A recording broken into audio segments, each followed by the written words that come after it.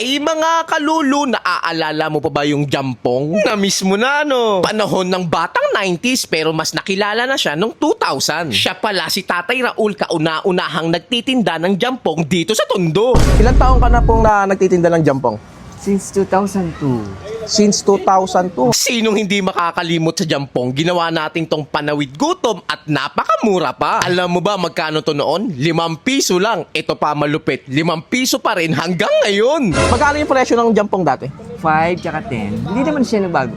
Ganun pa rin yung presyo niya? Pa rin ang presyo niya. Tapos bibili ka ng pisong ice tubig kasi medyo maanghang. Sino nakarelate dyan sa Jampong? Tara, puntahan na natin. Yon, Kuya Raul, magandang tangali. Yon. tangali. Kayo daw yung nagtitinda dito ng jampong? Oo.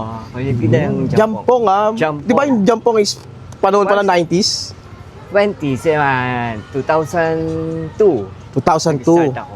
Nag-start ka magtinda ng jampong 2002. Sige nga, pa-order nga ako na isang jampong. Yon. Jampong. Ayan. Diyan lalagay sa styro na baso. Dito Yun, lalagay. ayan. Diyan lalagay sa styro. Magkano pala yung jampong? May 5, merong 10. May 5 tsaka may 10 piso. Grabe, mura. Yan, ano naman yung ilalagay niyo po? Itong noodles. Noodles. Ay, yung noodles nyo. Yun, tinatakal pa. Ditakal siya, syempre. Yan. Tapos, ang dami palang flavor. Pwede ka mamili. Marami siyang flavor. Marami siya. Ano yung mga flavor niya? May beef, may seafoods, bulalo, bachoy, jampong flavor, tsaka chicken. Yun. Ano yung Ito. pinaka-masarap at bestseller dyan? Ang pinakaan sa akin beef tsaka yung jampong flavor. Yun. Chicken. Ano na lang, jampong. Jampong. Yan sikat eh. Yung jampong eh. Yun, ayan ang jampong. Sikat ka kasi wala nang Oo nawala. nga, ubus no. Pang ano na lang, pang ilang order na lang yan. Ayan, tapos lalagyan niya ng jampong powder, no? Jampong powder. Yan. Maanghang ba yung jampong? Maanghang. Medyo may konti siyang anghang. Yun, may pagka-spicy pala siya. Yan, tapos lalagyan mo ng siya ng tubig. tubig. Na mainit. Yun. Ayun na, ang mainit na tubig. Balita ko pwede daw mag-add.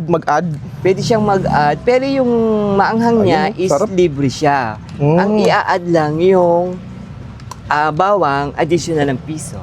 Piso lang, pwede mag-add ng bawang. Oo. Sige nga, pa-add ako ng bawang na sa halagang 1 pesos lang. 1 pesos lang. Ayun, pwede ka magpa-add ng bawang. Ayun, tostadong Yan, bawang talaga piso, siya. yan.